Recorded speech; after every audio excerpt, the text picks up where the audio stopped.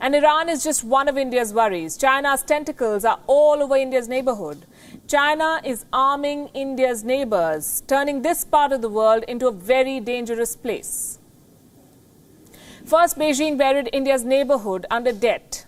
Now it is supplying weapons. The string of pearls is being militarized. It is being converted into a noose. Let me tell you about the latest deal that China has struck. This one is with Pakistan. China will supply 4 armed drones to Pakistan. It's not so much for Pakistan really, as it is for protecting Chinese assets in Pakistan. More specifically, China's Belt and Road projects. These drones will guard 2 investments: the China-Pakistan Economic Project, or CPEC, and the People's Liberation Army's base at the Gwadar port in Pakistan.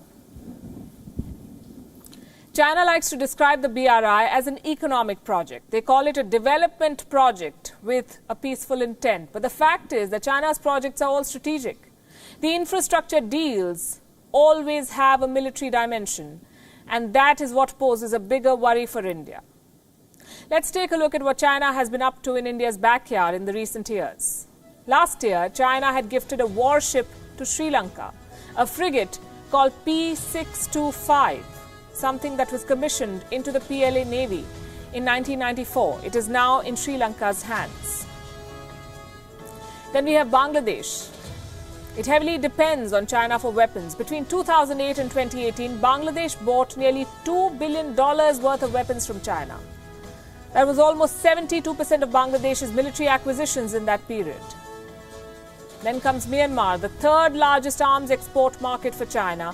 Since 2013, Myanmar has imported $720 million worth of conventional weapons from China. This includes big-ticket deals like combat aircraft, unmanned aerial vehicles, frigates, and armored vehicles. So Pakistan, Sri Lanka, Bangladesh, and Myanmar, do you know what binds them? They all get weapons from China, and they all get billions of dollars of loans from China. They're all part of China's Belt and Road Initiative. Pakistan has become a testing ground for the militarization of China's Belt and Road. 2 years ago, details of a confidential plan had leaked to the press. It was the blueprint of the Pakistan-China military alliance under the garb of CPEC. 2 things stand out in this proposal. 1, a special economic zone that will be used to build fighter jets. This will be a joint project between China and Pakistan, and there's more. Navigation systems and other military hardware will be built at factories in Pakistan. This is again under the military alliance between Beijing and Islamabad. Sri Lanka is the other ally in this mix. Take a look at this press release on your screen.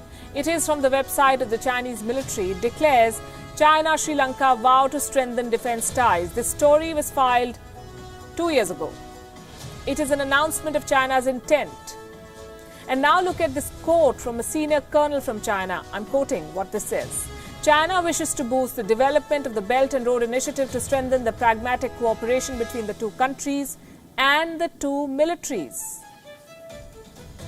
The BRI is a military expansion plan under the pretext of economic development. Since the inception of the Hambantota project, there have been fears that China could end up using the port for military purposes. Those suspicions were confirmed in 2014 when a Chinese submarine and a warship docked in Colombo. And since then, India has kept a tight watch on Hambantota.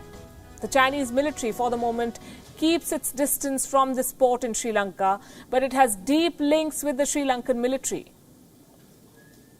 Chinese officers have undertaken high-level visits to Sri Lanka. China has also provided military training to Sri Lankan officers. All of this points to one thing. You can join the dots. China's Silk Road, China's Belt and Road Initiative, is just a means to an end. It will not just put China at the center of world trade, but will also be a way for China to boost its military presence. This is a colonization project, the 21st century version of the East India Company.